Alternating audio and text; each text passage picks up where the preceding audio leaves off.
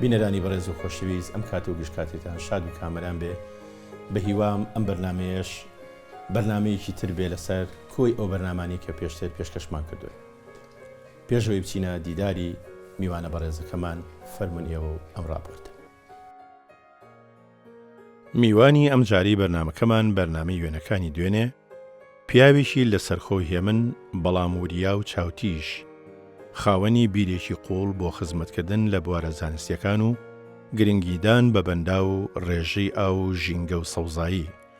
دامەزرێنەر و یەکەم سەرۆکی کۆمەڵەی کوردستانێکی سەوزە. ئەم میوانە ئازیزا کوڕی نوریەفەنی خەفاف و حەفسەخانی شێمحەمەدی باراویە. ناوی تەواوی وریا نوری قادر خەفافە. لە ڕۆژی 8 پێنجی ساڵی 1940 لە گەڕێکی گۆیژە لە سلێمانی لەدایک بووە. ساڵی 1948 چووەتە مەکتەبی گۆیژە. لە ساڵی 1964 کۆلێژی ئەندازەی مەدەنی تەواو دەکات. ساڵی 1970 کۆلێژی ئەندازەی تەکنیکی لە بەغداد تەواو دەکا و خاوەنی بڕوانامەی ئیلیتسە لە زانکۆی کامبرج، خاوەنی بڕوانامەی زمانی ئەڵمانیا لە پەیمانگای فۆلکسهوگ شوڵە. ساڵی 1966 وەک لێپرساوی بەنداوی دوکاندا دەمەزرێ. لە ساڵی 1969 لەگەڵ خاتوونی خوالی خۆش بوو، فریال ئەحمەد سەعید هاوسەرگیری دەکا و دەبنە خاوەنی دوو کوڕ بە ناوەکانی سیروان و ئالان و کچێکیش بە ناوی دالیا. وەک پۆستیش لێپرساوی بەنداوەکانی دوکان و دەربەندیخان و بەڕێوەبەری بەنداوەکانی ئەنبار و سەرپەرشتیاری پرۆژەی ئاودێری نێوان کەرکووک و حەویجە و لێپرساوی ژینگەی پارێزگای سلێمانی و پاشان مامۆستا بووە لە پەیمانگای تەکنیکی سلێمانی. لە ساڵی 1991 دەبێتە دامەزرێنەر و سەرۆکی کۆمەڵەی کوردستانێکی سەوز لە سلێمانی. ڕۆژی 30 2005 دوای کۆچی دوایی هاوسەری یەکەمی لەگەڵ خاتو فایزە عەلی قەرەچەتانی هاوسەرگیری دەکا و ئێستاش وەک داکوکی کارێکی سەرسەخت لە پاراستنی ژینگەی کوردستان لە هەوڵی پاگڕاگرتنی ئاو هەوا و خاکی نیشتیمانەکەیدایە.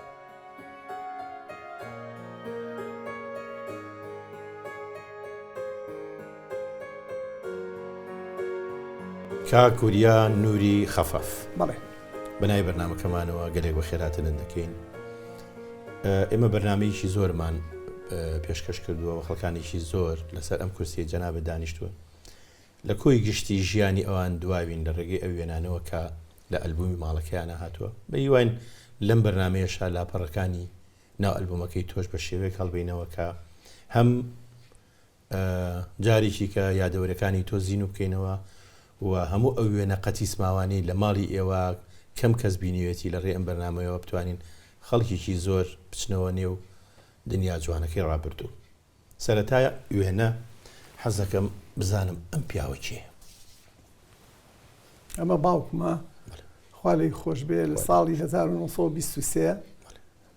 خۆی بازرگان بۆ لە سلێمانی بە ساتوچۆی بەغاشی کردووە. ئێتر لە بەغا ڕسمچی باش بووە، هاتووە ئەو ڕسمی گرتووە. ئێستا تا ئێستا ئێمە احتفاظمان پێوە کردووە. لێرەیە بە شێوەیەکی زۆر جوان کڵاو بڵێن مشتی و جامانەی تێکەڵە کرد، ئەبایە بەشانە عادەتەن ئەو پیاوانەی کە ئەو سەردەما بووە بوون و ناودار بوون ئەم شێوە جلوبەرجیان لەبەر کردووە.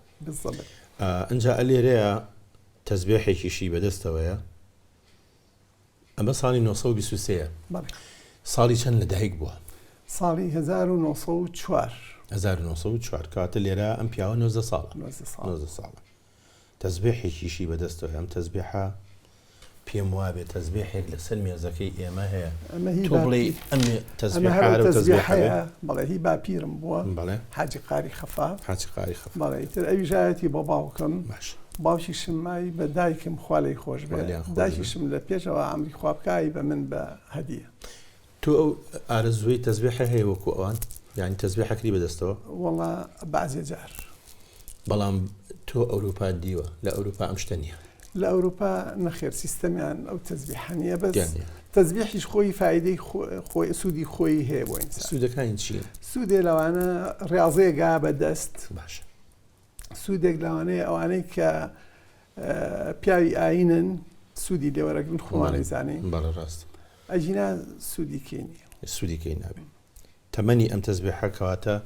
ئەگەڕێتەوە بۆ زیاتر لە 90 ساڵ 92 ساڵ 92 ساڵ کە ئێوە احتیفاستان پێ کردووە بەڕاستی شتێکی زۆر جوانە ئەوە ئێمە لە شوێنی خۆی ئەوە سروشتیشە تەڕان تاکەی باوکێ بە بیرەوەری تۆ یان بەپێ ئەوەی کە بۆی باس کردووی ئیتر تاکەی ئەو جۆرە جلەی لەبەر کردو و دوایی کردوێتی بە چاکتوان تۆڵ وەکو من بزانم تا سیەکان ناوەڕاستی سیەکان بەڵێ ئیتر لە ناوەڕاستی سیەکانەوە جلی قاتی لەبەر کرد باشەکەواتە ئەمە شوێنەیەکی تری خوا لە خۆشبی باوکتە هی با بڵین کۆتایی تەمەنیەتی ئەمە لێرە ئەمە ساڵی 75 هۆی چی بوو ئەم جلەی گۆڕی لەوە بۆ ئەوە هۆی چی بوو بەخوا ئینسان دنیا ئەگۆڕێت بەڵێ ینی ئێستا ئێمە ئەگەر بکۆڵینەوە لە سیستەمی خەڵک لەسەر جادا ئەو جلانەی کە پێش چەند ساڵێ لەوە پێش لە بەریان کردو ئێستا خەڵک ئەوەی لە بەرانیە بەڕاستی باشکار لە ژنیش و لە پیاویش سەرەتای ژیانی ئەم پیاوە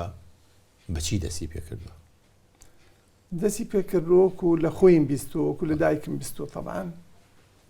بازرگان بۆ لە سلەیمانی لە بازرگانە قوماش مەشهورەکان بۆ بەڵێ ئیتر وردە وردە وازام لە بازرگانیە شکاوە لە شکستی خواردوە لە سیەکانە ئیتر وەزیفەی بینیوە لە مەحکەمە باشکاتب بۆ لەوێ ئیتر دواییە ئیشی حڕی کردووە نووسینگەی هەبووی خۆی نووسینگەی تایبەتی خۆی هەبوو بە تەسەووری جەنابێ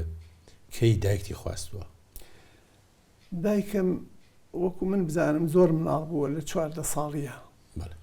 ینی دایکم 14 ساڵ بووە کەشوی کردەوە کەشوی کردەوە ئەو مالی چەنە دایکم مالیدی 96 بەڵێ کاتە باکشی زوو ژنیانە بەڵێ دوو ژنیە بۆی ئەو وەختە وا بووە بەڵێ ڕاستە هەموو کەس ئەمە ڕەحمەتی دایکتە بەڵێەوە دایک باسێکی دایکتمان بۆ بکە دایکم طبعاً ژنێکی زۆر ناوژنان بوو زۆر ڕێک و پێک بوو هەچەند خوێنەواریشی نەبوو بەس ژنێکی زۆر ئیجتیماعی بوو من لە بیرمێ ماڵمان لە عەقاری بوو قبولیە کرد لە حەدیقەیەکی گەورەشمان هەبوو باسێکی قبوڵم بۆ بکە فەرمووت قبولی ئەکرد قبول چییە بۆی بینەران و بە تایبەتی نەوەی نوێ لەم شتە تێبگەن ژنانی سلێمانی قبولیان ئەکرد قبول چییە من ئەو قوڵە کە بە بیرم بێ کە چوینە عەقاری یەکەم جار لە گەڕێکی گۆیژە بووین اینجا چوینە عەقاری کە چوینە عەقاری تەماشامان کرد کۆمەڵی خانوو 60 خانوویەک حکوومەت بووی بە خەڵک پیانەوە عەقاری 60 خانوو بوو دیارە زیاتر ئەوەیە کەوا عەقاریان لە دەوڵەت وەرگرتووە عەقاریان لە دەوڵەت وەرگرتووە بەڵێ ئیتر تعارف بوو لە بەینا ئێمە خۆی خانووی خۆمان هەبوو هی عەقاری نەبوو لە هەموو عەقاریە 3 کەس خانووی هەبوو هینی خۆمانیان بێ یارمەتی دەوڵەت یەکێک لەوانە ئێمە بووین اینجا غەفوراغای حاجی مەلاسایی و شێخ سەلمان ئیتر هیچ خانوویەکی تیان نەبوو ئەو 60 خانووەش لە شوێنی دەشتی تایارەخانەکە دروستکرا دەشتی ئێستا ئەو خانوو هەرماوە بەڵێ تەمان باسێکی دەشتی تایارەخانەکەمان بۆ بکە بۆ پیانە و دەشتی تایارەخانەکە دەشتی تایارەخانەکە طبعاً لە زمانی ئینگلیزە یعنی تۆ با بڵێین لە بیستەکانە کە تیارە هاتووە هین بۆ تەخت بووە لێ نیشتۆتەوە بەڵام هەرگڵ بووە ینی ئیتر ئەو ناوە بەسەرا دابراوە فەرموو ساڵی چەند خواستوێتی والله تر 920 طبعا هەردووشیان خەڵکی سلێمانی بەڵام بە ئەسڵ دایکی باراوی بە ئەسڵ لە شێخانی باراوە ئەمە ژوێنێکی تری هەر ڕەحمەتی دایکتە پێما بێ نەخێرەوە خوشک مەمایدەخان ئامایدەخانی خوش لەگەڵ مەلیحەخانی کامیان جل ڕەشەکان جل شینەکە مایدەخانی خوشکمە بەڵێ ئەویکیان جل ڕەشەکە مەلیحەخانی ژنی شێخڕەوفە شێخڕەوفی حەفید بەڵێ اینجا بابینە سەر ئەو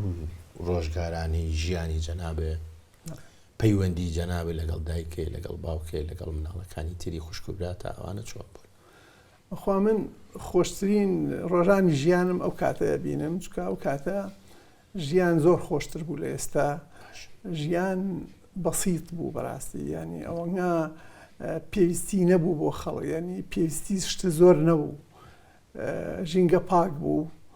ژیانی کۆمەڵایەتی خۆش بوو پەیوەندیمان بە باوکەوە مباشر بوو، بە دایکەوە هەر زۆر مباشر بوو، بە براکانمەوە عینیشت خاستە من کاچی گەورەم کاک کەمال خوا لێی خۆش بێ مهندس بوو. ئەو بەڕاستی ڕێگەی ژیانی گۆڕیم ڕۆ باشی، یعنی شتی زۆر فێرە کردم. چەند برا لە بینی تۆ باشتی کاک کەمالایە؟ یەک برا فوادی برا. ئەوش نەماوە؟ ئەو ماوە لە ژیانە، ئێستا لە ئەڵمانیایە. لەخوا بەزاوی لێرە ڕێز و خۆشەویستی بۆ نەریم. بڵێ چیتر دەربارەی ماڵیەوە؟ ئیتر دەربارەی ماڵی خۆمان ئێمە خانوویەکمان هەبوو لە گەڕشی گۆیژە. باپیرم حاجی خار لە باوکی تۆفیقوە بەدی کڕی بوو. باش ئەو ماڵە اینجا گونجێکی تیا بوو، بڵێن لە کارێزەوە هات بوو ئاوەکەی. ئیتر ئەو ئاوە ئەو باخچەی بۆ ئەژیانین بەڕاستی شتێکی زۆر خۆش بوو. وەکو ئیتر پێویستمان نەبوو بە باخچێک کەسێ دیکەین، چونکە زۆر گوڵی جوانی تیا بوو، زۆر میوەهاتی جوانی تیا بوو. ئەوە وای لێ کردم، یعنی وەکو شتێک تەرجیعەوەیە کردم کە زیاتر سعی بکەم، چونکە جەوەکەم زۆر خۆش بوو. باشە من ئەمە پرسیارێ بکەم کاک بریە، ئایا لە سەردەمی مناڵی و سعیکردنووی ئەو کاتی جەناب باسی کارێزەکەی و باسی گوڵ و ڕێحانە و منیش دێتەوە خەیاڵم کە شتێکی لەو بابەتانە، ئەمانە بوون بە نەواتێک، بوون بە ناوکێک بۆ فکری تۆ بۆ گرنگیدان بە مەسەلەی توێژینەوە لەسەر کارێز، لەسەر ژینگە، چوزانم لەسەر کوردستانێکی سەوز، ئەوانە یعنی سەرەتای دروستبوونی ئەو بیرە لێەوە دێیان دوایی کەوتی بە ملی ئەم مەوزوعە؟ وەڵی من دوایی کەوتم، لە دوایەوەی بووم بە ئەندازیار و ساڵانێکی زۆر لە چەند دائیرەیەکا بووم. آخر شت کە تەقاعود بووم با بڵێن، من خۆم ڕایۆشکار بووم لە ئەنجومەنی وەزیران. باش هی سلێمانیش و هی بەغاش. کە لە هی بەغا تەواو بووم چوومە UN-ەوە. UN زانیان ئێتیمامم لە ئاوا بوو، لە سەردا بوو، لەو ناشتانە منیان نات بۆ رووسیا، بۆ نەخچەوان، بۆ ئازربایجان. باش بۆ ئەم مەبەستە. باشە ئەوە بە درێژی دێنە سەر ئەو مۆزوعەوە، چونکە لەبەرەوەی وێنە هەیە بۆ ئەوە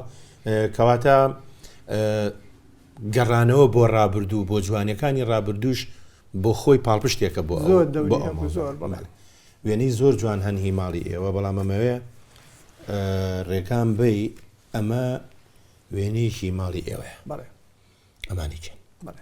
ئەوە دایکمە خوا لێی خۆش بێ، ئەوە خوشکە بچکۆلەکە، ئەمە شیانسدارە بەسەرەکەەوە ڕەحمەتی باوک. ئەوە گوڵشانی خوشکمە. ئەوە کامیان گوڵشەخانە؟ ئەوەی بەردەمی باوکێ. باشە ئەوە نەژاتی برامەوی کەشیان، ئەو 3 ساڵ لە من ناڵترە، ئەوی کەشیان بیجامەکە کاک کەمال مەخوا. ئەوەی دەستی کاک کەمالیش ئەمە با بڵێن گەڕێکی گۆیژەیە، هێشتا نەچوێنێتە حەقایق. وێنەی تری جوان هەن بەڕاستی، ئەمەش هەر وێنەیەکی ناوازەیە. ئەگەر باسی کێم وێنەیەمان بووکە جارێ ئەمە کێم ملەوەنی کردووە؟ ئەوە من خۆم وەڵاهی لە سانەویە بووم، نامە مەنار لە بریتانیاوە، لە بریتانیاوە ئەو ڕەنگانە تایبەتی بوو بۆ مەهات، بە پۆست بۆیانە ناردم. ئیتر خۆم ڕەنگمە کرد. ئەوە لە ماڵەکەی گۆیژەمان نابوو، تەمان کە بەفرە باری لەوێ زیاترە باری لە ئێستا، ینی زۆر جارها بوو 6-7 سانتیمترە باری، ترەمان کرد بە شێرە بەفرینەوە. ئەمە شێرە بەفرینەوە. ئەمانی کێوجێن؟ ئەمە یەکەم لە دەستی چەپەوە کوڕێکی خزممان بوو، هاتبوو بە میوانیمان. بیرم نایە ئەوی کەشیان کاک کەمالمە، ئەو پاڵتۆ درێژەکە، ئەو باوکمە، ئەوەشیان دایکتە؟ دایکتە ئەوەشان خۆتی. یعنی زۆربەی زۆری ئەو وێنانە کە لە ئەلبومی بەڕێستانەیە کەواتە خۆت بەو هارمۆنیەتە جوانە خۆت کردو. هۆکارەکەی ناگەڕێتەوە بۆ ئەوەی کە با بڵێن دەرمانەکانیش دەرمانێکی ڕەسەن بوون؟ بەڵێ بزەبێت وانە هی ئێرەم بەکار نەهێن. ئەم نار لە بریتانیا بۆ مەهات، بەڵام خۆت دانیشتی بە پەڕەموز لەم تۆستا بووم، لێکی تۆستە بوو. بەڵام لکەیتە دوایی وێنە بوو بە ڕەنگاوڕەنگ ئەو ئەرکەشە لەسەر نەما. لای من ئەوە جوانتر بوو، جوانتر بوو ڕاستەکە. ئەمە دوو مناڵی شاری پۆشتۆ پەرداخ ئەمانیشە؟ ئەمە خۆم و گوڵشەنی خوشک من. گوڵشەن ئێستا لە نەمسەیە.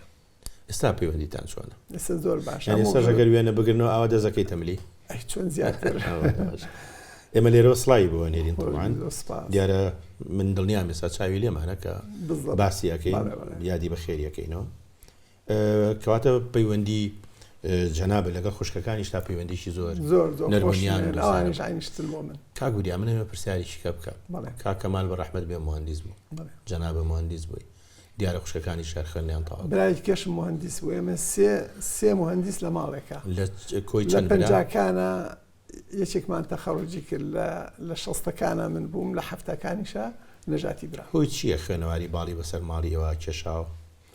بەخوا زۆری لە باوکمەوە چکە باوکم خۆی دەرچووی مەکتەبی ڕژدی عسکەری بوو ڕژدی عسکەری خۆ دەزانین لە خستەخانەی ناوەڕاستیان پێ و خوار مەکتەبی فەیسەلیە باوکم خۆی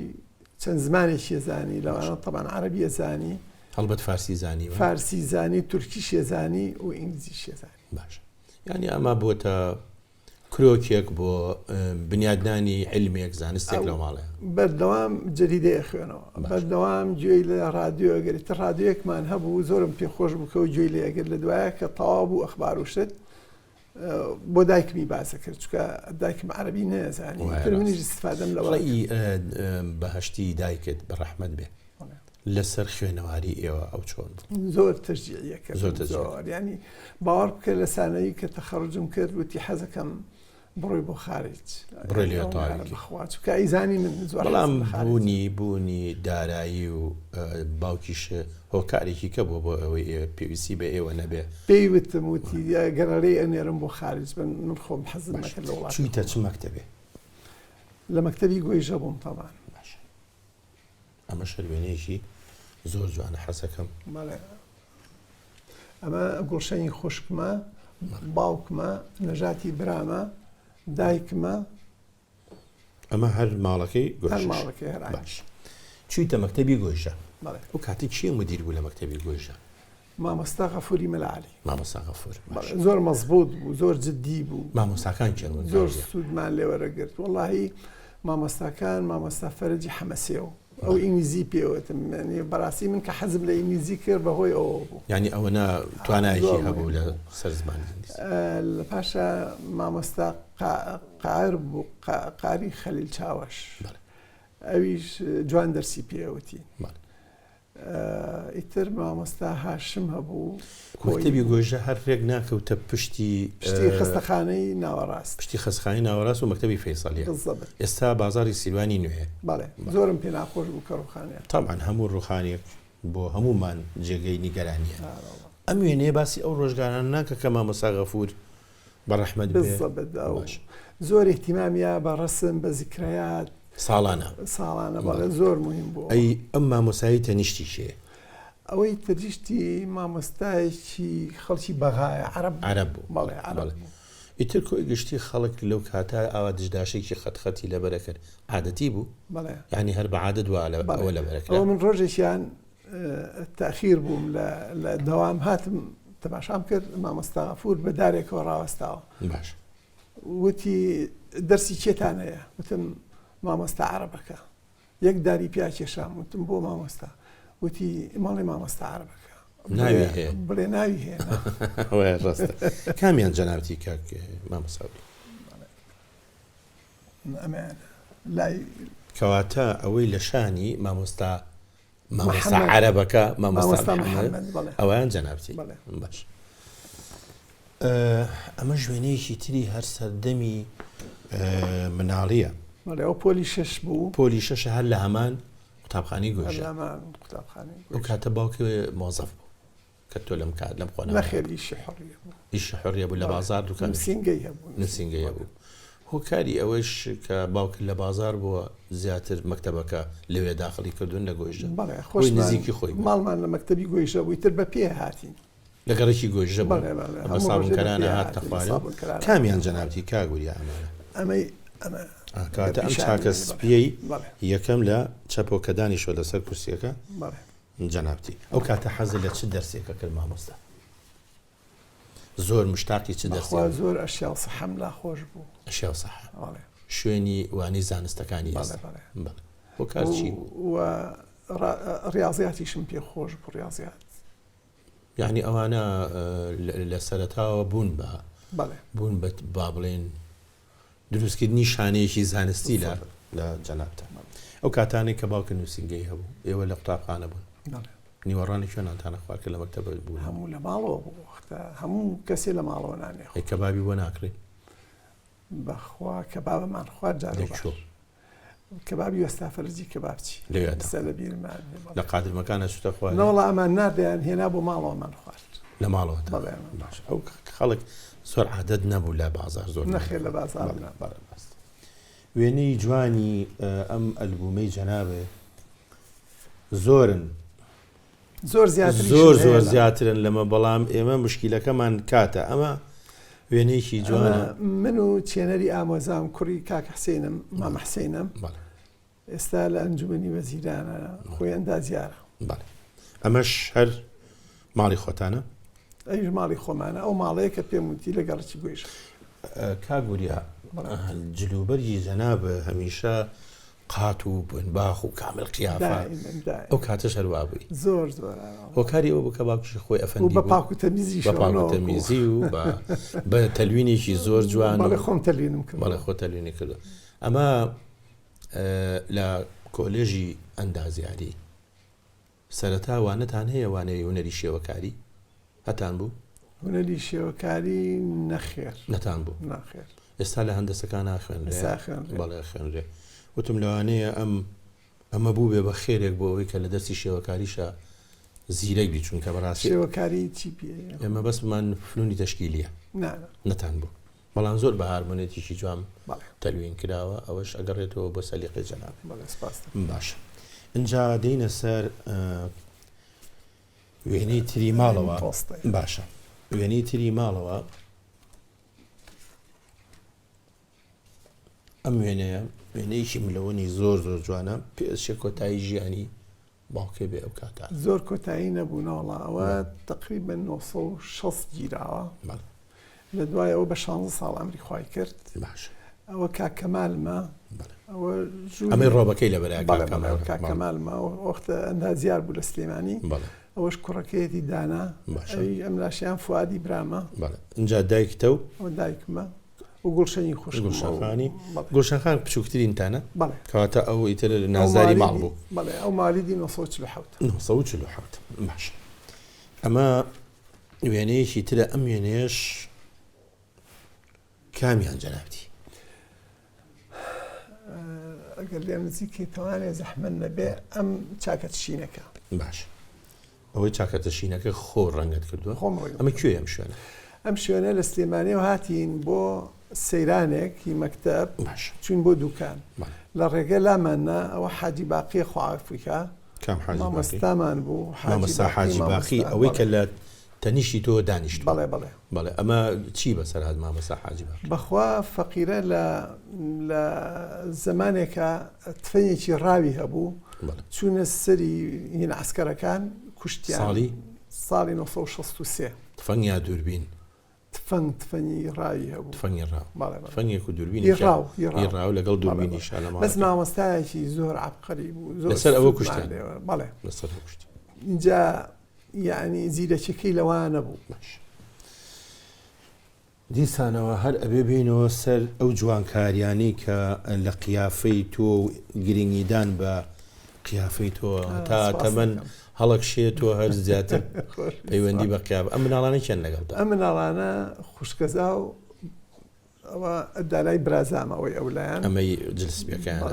ئەمەشیان دڵشادە. ئەمە دڵشادی خوشکەزامە ئەویشیان جوانی خوشکەزامە. دڵشادەوەیە کە سینەمای دڵشادی بەڵێ کوڕی کاکە حەمەیە. ئەمەش ماڵی خۆتانە لە عەقاری؟ ماڵی خۆمان. ئەو کاتە عادە دوا بۆ خەڵک ناوی ساحب خانوەکەی لە بەدرگا نووسی؟ بەڵێ وەڵی ئێستش ضروریە چونکە لێرە سیستەم نییە لە سلێمانیە کە جادەکان هەمووی ناو بنرێ. ڕاستە ئەوە زۆر پێویستە. ینی ژمارەکە نێن ئەمە کۆڵانێکە ئەوە جادەیەکە زۆر غەڵەتە. من بە مەزیسی بەلەدیەشم و جارێکیان لە ئەڵمانیا هاتمەوانێ وتم پێویستە هەموو جادەیەک ناوێکی ببێ نەوەکو ژمارەیەک. باشە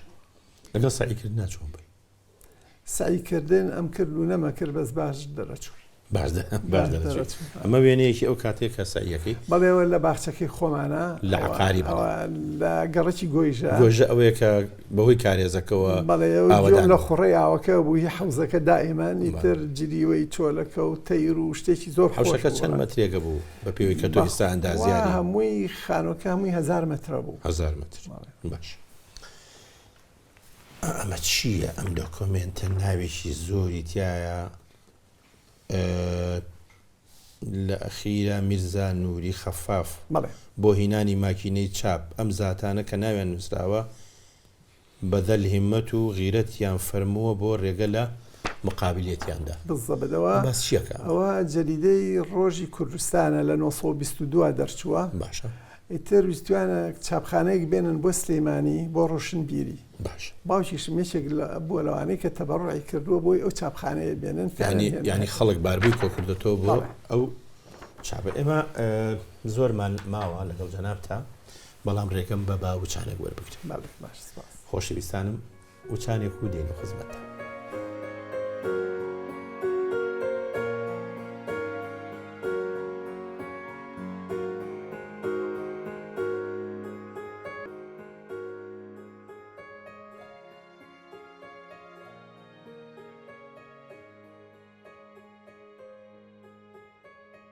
پێش وچانەکە ئێمە باسی چەند وێنەیەکمان کرد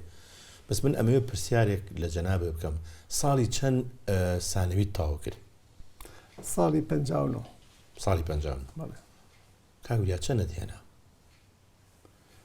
وەختە 76 بەس وەختە 7 قبوڵەکرا لە بریتانیا لە ئەڵمانیا دەرەجێکی باش بوو 76. ئەم هی سەردەمی کۆلێژ نین ئەمە؟ بەڵێ ئەوە جامیعەی بەغا هەموو جامیعەی بەغا سەیرانێکمان کرد بۆ سەدەت الهندیە. باش ئەمەی پێشەوە چاکە من ئاگام لە خۆشم نەبوو هیچ ئەو ڕسمیان گرتم بڵێ چاکە سپیەکان جەنابی لە پێشە خۆ دەیزانیەوە بەڵێ ئەوە هیچ قاتەکەیە دیسانەوە ئەو کچۆڵانش لەگەڵ تا هاوڕێت ناشیان ناسم بە سەتفەیانی من ڕۆیشتمەوە بە سوتفەیان تۆ خۆ خۆخسۆتە نایەن و بە خەڵکی و تۆ ڕسمیان بگەین بەخوا زۆر ئێتمامم بە سعیکردن زۆرە ڕاستەوەیە بە پێ ئەو سەرکەوتنانی کە دوایی بەدەستی هێناوە ڕاستەوەیە. ئینجا ساڵی چەند تەخەڕوجت کرد؟ ساڵی 64 تەخەڕوج کرد. ئەمە شەروێنەیەکی ئەمە لە دوای تەخەڕوجم لە دوای تەخەڕوجە هەر دیسانەوە بە قاتێکی زۆر شیک و بە بۆی باغ ئەوە شەیدا بۆی دروم. بەڵێ شەیدا وابزانم ئەویش نەماوە نەماوە خوافیکای ڕاچیە لەسەر پاک و تەمیزی ئەندامی بەشەر خۆی یعنی ڕاچیە لەسەرەوە؟ واللهی پاک و تەمیزی وەکو ڕاضەیەک وایە تەمەن ئینسان کە خاوێن بۆەوە پێستی ئینسان بە پاکبوونەوە تەنەفوسەکە ینی بۆ خوێن باشە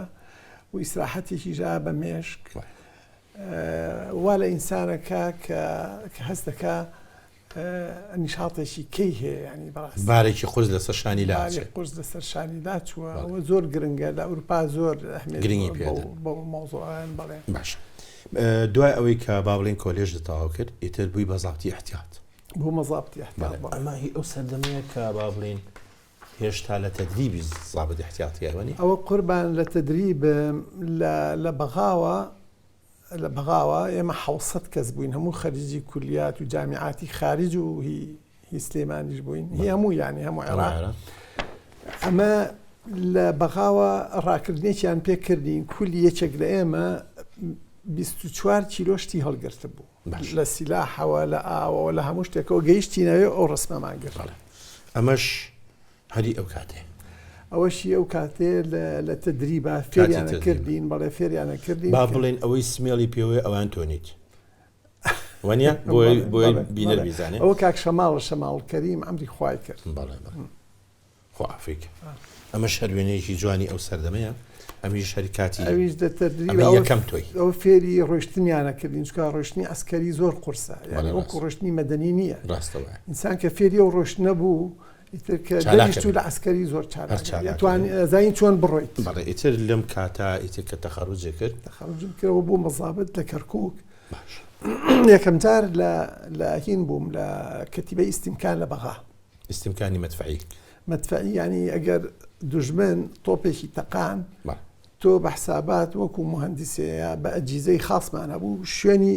مەدفعەکە دۆزیتەوە یەکەم جار لێ بووم لە بەغا اینجا خۆم نەقڵ کرد بۆ کەرکووک لە ئەشغالی ئەسکەری ئەو ڕسمە ئەشغالی با بڵێن هەندەسی بەبەست لەبەرەوەی کە ئەندازیارێکی ئیشرافی خان دوای تەعین بوویت یەکەم تەعینە لەکوێ بوو کاگوریا یەکەم تەعینم بووم بە لێپرسراوی سەدی دوکان ئێمە ئەمانوێ باسێکی سەدی دوکانمان بوو سەدی دوکان یەکێکە لەو سەدانەی کە لە عالەما زۆر مەشهورە چونکە بە طریقەیەک کراوە طریقەیەک دروست کراوە ئەو طریقەیە پێڵێن ریلەکسیشن میثۆد بە ئینگلیزی شتێکی اینجا بە قەوسیش کراوە کە قووەتی ئاوەکە بەم لاو بەو لای شاخەکە باش لە عینی کاتیشە طبعاً ئەمە سوودێکی زۆری هەبوو بۆ عێراقیش و بۆ کوردستانیش بە زیانێکی هەبوو طبعاً ئەو دەشتی بتوێنەی کە دایپۆشی ئاوەکە دایپۆشی ئەوە بە پیترینی زەوی بوو لە کوردستانە بەڵام هەز ناکەی ئاخر ئەم ئەمبارکردنی ئاوەش قازانجی زۆرە ئەمە لە 1970 کەینی هاتە ناو عێراقەوە یەکەم شت بڕیاریان ناکە ئەم دوو سەدە بکەن هینی دەربەی خان و ئەوە لەگەڵ بەخمەش بەس بەخمە تا ئێستا نەکرا ئەم جامە چییە لە ناو ئاوەکە ئەمە پێڵێن بێڵماوت یعنی دەمی جەڕەس ئەمە ئەگەر بێت و ئاوەکە بەرز بێتەوە زۆر بەرز بێتەوە بۆ ئەوەی کە بەسەر سەدەکە ئاوەکە نەڕواتە ئەو دیوەوە ئەمە لێرەوە چێتە ناو ئێرەوە طبعاً ئەمە خۆی 86 مترە قوڵایەکە اینجا ئاوەکە بەژێر شاخەکە چێتە ئەو دیوە چێتەوە سەر زێچێتەوە قەشقۆڵی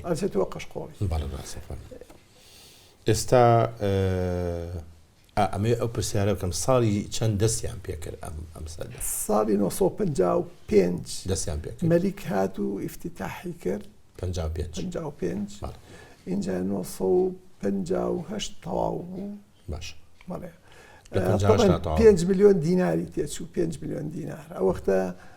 میزانی عێراق هەمووی 10 میلیۆن بوو 15 میلیۆن دلار بالضبط 15 میلیۆن دلار بەڵامەوە شەریکەیەکی فەرەنسی کردی بۆ ئەوەی کە با بڵێن وەختەکە زۆری نەبێ ئەم وێنەیە طبعاً ئەگەر ڕێگەم بیت بۆ سەدی دوکانێک شت با پێ بڵێم طبعاً ئەمە کردیانم سەدی دوکانە بۆ ئەوەی کە دەشتی لە حەویجەوە با بڕین لە مەلا عەبدوڵڵاوە تاکو ئەگاتە تووسخورمات و ئەڵێمەوانە هەمووی ببێ بە زەرعات بە ئاوی دوکان نیان کرد تاکو شەستەکان لە شەستەکانە شەریکێکی فەرەنسیان هێنا سوکریای فەرەنسی من لەگەڵیانە ئیشمە کرد طبعاً حساباتێکیان کرد وتیان ئەگەر بێت و ئەمە ئیستیغلال بکرێ بۆ ئاوانی ئەو دەشتە هەمووی حاصلاتی زراعی ئەو منطقەیە مقابل لە بنەوتی هەموو عێراق ئەگەر پرۆژەکە متەکامل بوو ئیتر من ئیشرافی دوو مەشروعی گەورەمە کرد بە 40 میلیۆن دلار بوو وەختە طبعاً ئیتر نازانم ئێستا چۆن تەواو بوو هەر ئەم چەمەی کە ئێستا چەمە کۆنکرێتی کە لە مەلا عەبدوڵڵا ئەوانەیە هەر ئەو پرۆژەیە بەڵێ من لە مەلا عەبدوڵڵا بووم لە حەویجە بووم لەوانە ئیتر وێنەت زۆرن وێنەی زۆر جوانە هەیە پێم وابێ پەیوەندیان بە بوونی تۆیە لە با بڵێن شەریکەی دوکان ئەو کاتێکەوە لێپرساوی بووی ئەمە یەکێک نییە لە وێنانە ئەمە یەکێک لەو وێنانەیە من کە لەوێ بووم زوو میوانمە هات یعنی شوێنەکەتان ماڵەکەم بوو خوان و مێز و هینم هەوو شەڵای سەر لێوێ بمایتای توێمەش بهاتینە بەخوا بۆ هەر زمانێک و شتێک خۆش ئێستا بمێنەوە بۆ هی ئەم ئەو سەردەمەیە کە میوانتان هات باش ئەم وێنەیە ئەمانی چێن ئەم وێنەیە ئەوە بوو لە هەر لە سەدی دوکان کە لێ پرسراوە بووم ئەوە ڕئیس وزرای عێراق دکتۆر عەبدوڕەحمان بەزاز یەکەمین حەسەن بەجی جافە بەتەمەنەکەیان بەڵێ ئەوەی پشتی ئەو دکتۆر عەبدوڕەحمان بەزازە دکتۆرای هەبوو لە یاسا و مامۆستاش بوو لە جامعەی کالیفۆرنیا ئینسانێکی زۆر نەبیل بوو زۆر لەوانە ئەوی کەشیان دکتۆر ئەکرەم جافە وەزیری زراعە بوو ئیتر ئەوی کەش ئەم عینەک لە چاویان ئەمەی تریشان جەنابتی بەڵێ ئەو خۆمم کاتە عەبدوڕەحمان بەزاز هەر ئەو پیاوەیە کە با بڵێن باسیەکان لە 30 تەمموزە لە ناویان برد بەڵام من 3 ڕۆژ لە ماڵەکەی منابوو طبعاً ئەو کاتێک کە هات بۆ سەردان ڕێستاوسەکەمان زۆر تاوا نەبوویتر من کردم بە میواناریەک بۆ خۆیان بۆ هەرسێکیان هاتن زۆریان پێخۆش بوویتر لە ئەسنای ئەوە کە دانیشتین ڕۆژێکیان بۆ باسکەم باڵێ پێم خۆش زۆر ئەوە کۆ بوو بۆ لە دڵما کە مەسوولێک ببینم ئەم میلەتی ئێمە بوای لێ ئێمە هەر لە شەڕ و نەهامەتی و ناخۆشی و بەڕاستی زۆر ناخۆش بوو پێم وتم دکتۆر حەلێک نییە بۆ ئەم مۆزوعی ئێمە هەر لێمانە کوژرێ و هەر لە عسکەرە کوژرێ و هەمووشی 16 بوو ئەو کاتە بەڵێ 16 بوو وتم جەناب ئینسانێکی زیرەک و زانایت و مامۆستا بووی لە جامیعەی کالیفۆرنیا و ئێستا ڕئیس وزرایەت و اینجا خۆی کە مؤتەمەری سوحفیە گرت ئەو ئینگلیزیەی کە قسەی پێکرد هیچ ئینگلیزیەوە قسە ناکات مەگە ڕێک و پێک بوو جوابەکەی چی بوو؟ جوابەکەی وتی بەڕاستی من لە فکرمە ئەوەیە کە کوردەکان هەمویان لە کانتۆنێکە وەکو بڵێن حکمی زاتیەک چی لە کانتۆنێکا وەکو سویسرا وتی من سیقەم بە کووردە کە ئەو کانتۆنە زۆر تەطویر پێەکە زۆر ڕێک و پێگە بێ ینی دەنگاتەوە اینجا ئەوختە بە عەرەبەکانە ئەڵێم دەوەرن ئێوەش وەکو ئەو کوردانە با کانتۆنێکتان بۆ بکەمەوە بۆ ئێوەشی دروست دوای ئەوەی کە ئەو نمونەیە دروستە بێ ئەنج ئێوەش فێری زۆر ئەوم پێخۆ بەڕاستیەوە قسەیەکی مێژوویە لە زمانی ئەو پیاوە باشتیەوە بەڕاستی حیف ئەمەش هەر هی سەردەمێک نییە کە دوای بەیانی ئازار ئەوە بەیانی ئازار بوو کاک مەسعود بەرزانی و لەگەڵ دکتۆر مەحموود سۆرانی وانە هاتن بۆ سەدی دوکان و سەدەکەم پیشاننان تەبان چوینە خوارەوە بەهۆی ئەو ئەحداسیاتانەی چەند ساڵ و نەیان بینی بوو هاتن هەموویان بۆ شەرحکردن ئەمەش هەر وێنەیەکی تری ئەو سەردەمەیە بەڵێ ئەوە لەسەر سەدەکە ڕاوەستاین بەو مناسبەتەوە تەمان ئەمەیان قات لە بەرەکەیان جەنابتی بەڵێ ئەوە منم ئەوە ئامیر فەوجی دوکانە ئەوە کاک مەسعودەوە دکتۆر مەحموودە ئەوە معاون شوڕتەکەیەوە کاک کەمالە موهەندیسە کەمال مستەفای سە لە ئەمریکایە ئەوانەژی تر ئەو پێشمەرگانە کە ئەوە پێشمەرگەکاری لەگەڵیان باشە اینجا ئەمانەیە پرسیاری بکەین توخوا چەند وێنەیەکی زۆر جوانن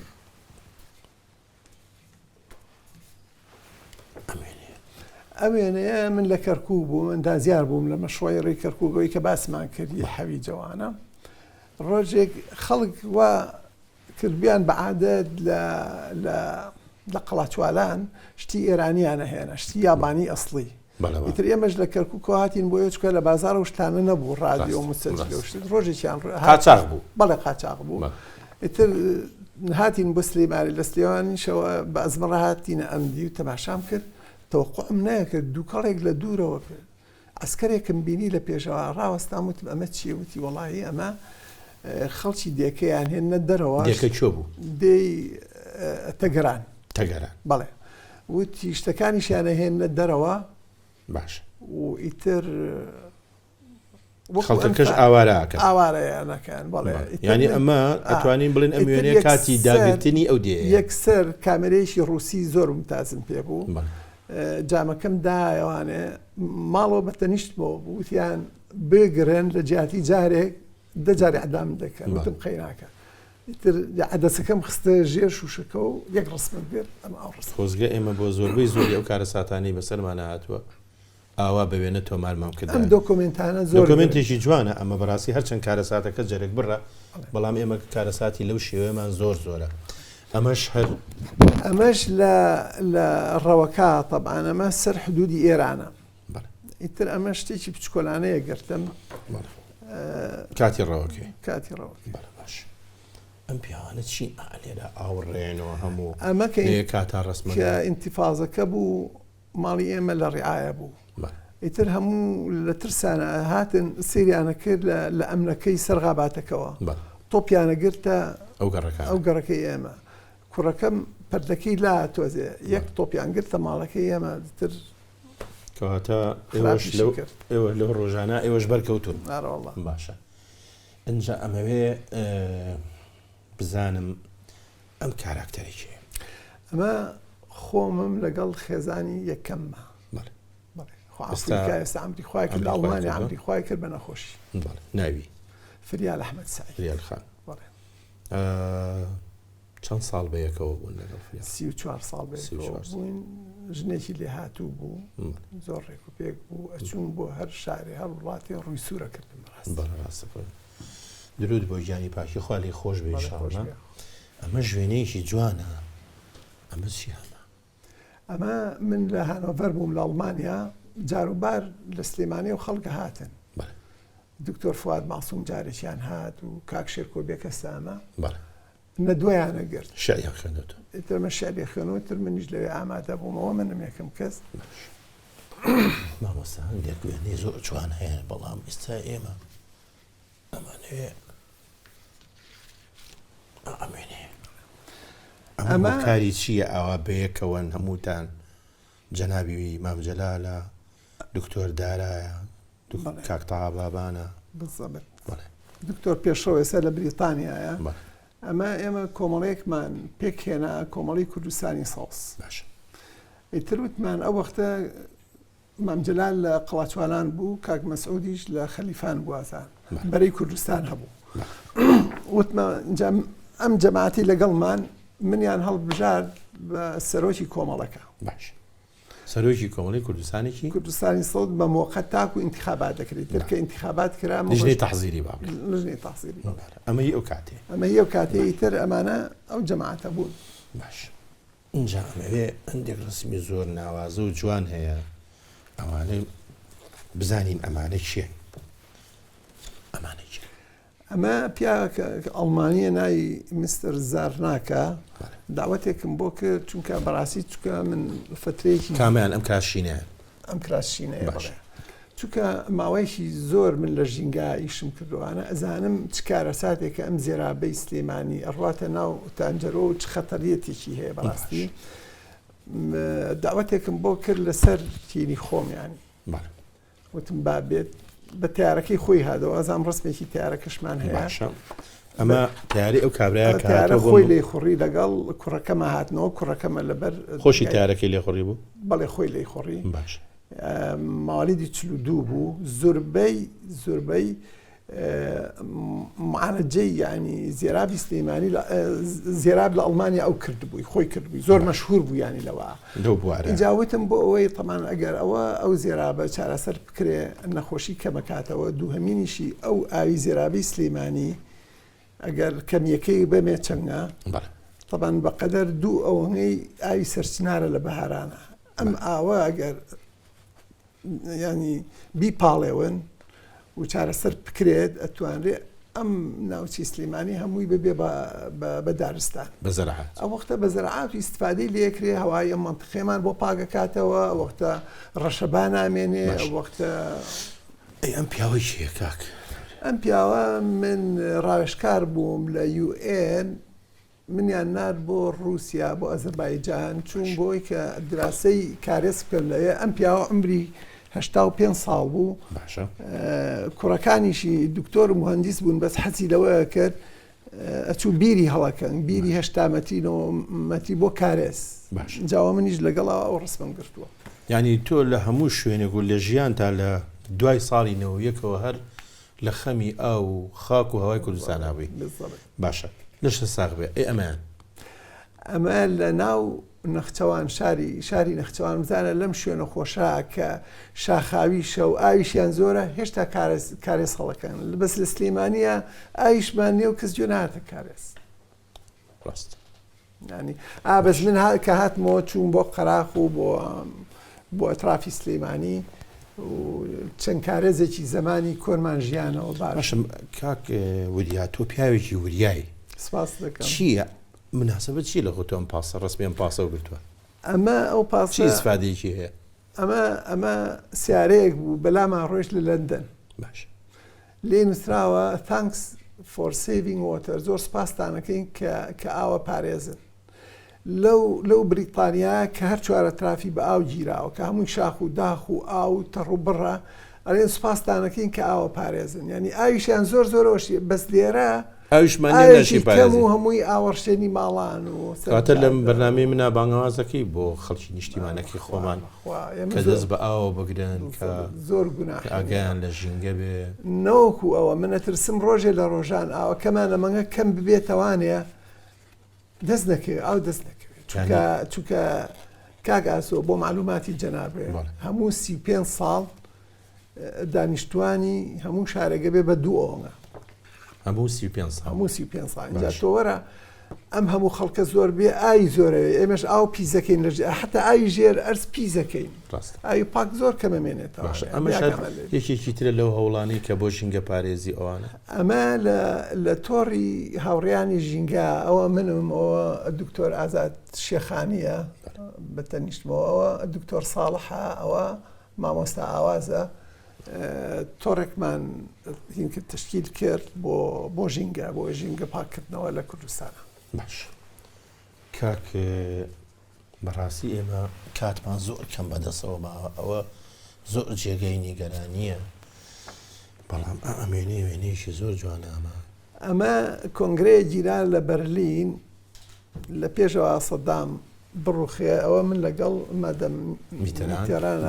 بەتەنیش یەکەوە بووین داچی کورد بەیەکەوە بووین. هاوڕێکانم باسی ئەوە کەن بەڕاستی کە ئەوە نەمان لە کات نەباوە ئەوە جێگەی نیگەرانی هەمومانە بەڵام پێم خۆشە بزانم بۆ ئەم وێنەیەمەیەتیە بۆ حەزەکەی ئەم وێنەیە بشان ئەمە بیرەوەری خۆمە ئەو هاوڕێیانن کە خۆشمێنەوە دکتۆر حلمی قەزازە ئەمەی با بڵێن ئەمەیان ئەمە فوادی چاکە سوورەکە با بڵێن بەڵێ بەڵێ ئەوی شیان فوادی براهیمە باشە ئەوی کەشیان دکتۆر تارقی کوڕی شێخڕۆفی سینووری نەقیب ئەوی کەشیان خۆم بوو ئەم چوارە دایمە بەیەکەوە بووین ئێستا هەر چواریان ماون شکر هەر چواریان ماوە لەخوا بەزیابێ ئێستاشە پەیوەندیتان هەیە هەر پەیوەندی زیاتر لە نیو سەدەی هاوڕێن و ئێستا شکرار پەیوەندیتان هەیە پێویستەوە هاوڕێتی بەڕاست ئینسان نازانێت لە چ وێزگەیەکە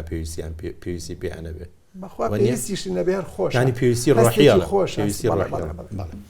باشە کاک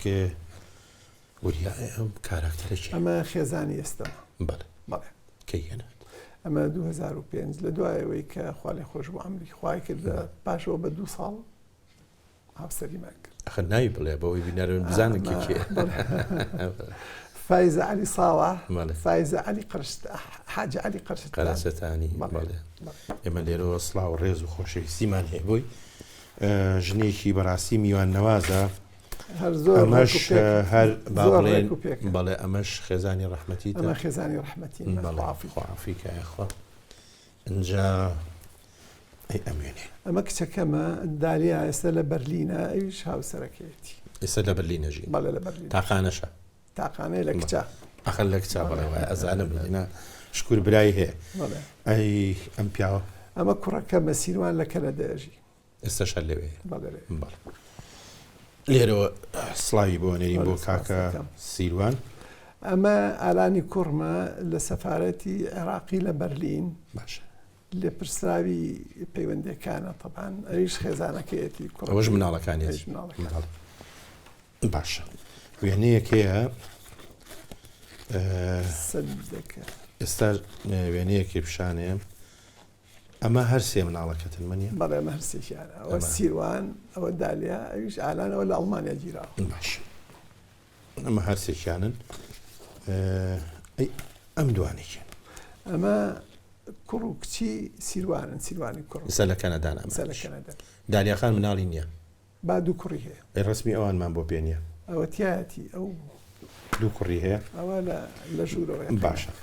بۆی گلیمان لێ نەکامە بەستم ئەوەیە ئیشەڵا گلیشمان لێ ناکە ئەمەش هەروێنەیەکن لەگەڵ هاوسەرە تازەکەمە فایزە تازەکەی کاتمان بەدەستەوە نییە بەڵام ئەبێ گرنگە ئەمەمان بۆ شەڕ زۆر مهمە ئەمە چییە؟ مامۆستا من ئەوە لە مەغرب کۆنفرەنسی گیرا چون بۆ مەغرب ساڵی 89 لە هەموو عێراقەوە منیان هەڵبژار کە بەشداری و کۆنفرەنسە بکەم ئیتر کە چووم ئەو پێپەڕی کە پێم بوو وتم ئەو ئاوەی کە یەت ببێ بەلافاو بەسەر سلێمانیە بە لەژێر شاخی گۆیژەوە بە قەناتێکە بە جۆگەیەکە بینێرین بۆ چەقچەق لەوێ سەدەیەک بکەین ئیتر لە کۆنفرەنسەکە تەئیدیان کرد طبعاً هەمویان بەشداربووانەکان لە هەموو وڵاتانی عالەمەوە بوو نردیان بۆ وەزارەتی خارجی ئەوانش بۆ وەزارەتی خوێندنی باڵا جامیعەی مووسڵ تەسمیمێکی ئەم سەدەیەی کرد بەڵامیتر لە ئینتیفازەکە خەریتەکان نەما هیچ ئەمە ئەم خەریتەیە کراوە بە بێ شتێکی ئەلمی ڕووخا نەما بەداخل لە یەکەم بارانە نەما ئیتر نازانم بەس حەق بوو بە جۆرەی خەرایتە و بە جۆرەی تەسمیم و ژنی پیاوە ئەوە نەژاتی برامە و ئەویش خێزانەکەیەتی چیمەن صاحب قران لێرە ناژین ئەمانیش ئەوان لە ئوسترالیا باش بەڕاستی هەموو جارێک نازانم بڵم چی هەموو جارێک کات غەدرمان لێەکە بەس زۆر زەرورە ئێمە ئەمە ببینین ئەمە جەنابتی من لە ئەڵمانیا وەکو وەرزشێک طبعاً پاسکیلم هەبوو بە پاسکی لە ڕۆشتم زیاتر لەوەی بە سیارە بڕۆم ئیتر لە بینی دیهاتەکانە چوون بۆ شوێنی خۆش و ڕسممە گرت و ئیتر شتێکی زۆر خۆش لەم تەمەنێ جەناب تا پێویستە ینی بانگوازێکت هەیە بۆی لەم تەمەنە خەڵک زۆر بە توانای خۆی وەرزش بکە بە تایبەتی پاسکیل من خۆم سوودم زۆر لێ وەرگتووە جاکە مادەم سوودم لێ وەرگتووە وەڵا زۆریش ئێمە ماندوومان کردی زۆر سپاس دەکەین لە وێنەکانە دیارە کەسێکی سەرکەوتوو سپاسی جەناب وەکو لە راپۆرتەکە باسمان کە کەسێکی وریا و چاوتیش هەرچەند هەیە من و لەسەرخۆ لەبەرەوەی کە جەنابێ زۆر گرنگی بە ژینگە ئەی بە ئاو ئەدەی بە سەوزایی ئەی ئێمە ئەم وێنەیەمان هەڵبژاردۆ بۆ دواوێنەی جەنابێ لەم بەرنامەیە بەڵام بە هیوام لە داهاتووە لە دوای بەرنامەکەی ئێمە ئەوەندە ڕسم بگری هیچ ئەلبومێک نەیگرێ ئەم وێنەیە ئاوەدانی و سەوزایی و تۆیەکی ماندوو لەم بوارەیە ئەمە وەکو پێم وتی کە ڕاوێژکار بووم لە UN منیان نرد بۆ ئەزربایجانی تر کە چوون بۆ ئەزربایجان داوەتێکیان کردم بۆ سەر حدودی ئەرمینیا ئەو شاخەی پشتمەوە ئەرمینیایە ئیتر لەوێ طبعاً ئەو سەیرانە هەم علمیش بوو هەم بۆ نانخواردنیش بوو بەزیتر چوین سەیری کارێزەکانمان کرد سەیری کە لەو شوێنە شاخاویە لەو تەڕوو بڕیا هەر لە هەوڵی کارێزە لە تەهرانە کارێزێکی 72 کیلۆمەترە ئێمە ئەمە شاخی گۆیژێ کارێزیە لێ نایە باو بە پیرمان لێ خۆی ئەگەر کارێز نەبووایە لە ئەسڵا سلەیمانی نەئەبوو ئەم شارانە نەئەبوو کارێز بوو کە یارمەتیان کارێز بووەتەوەی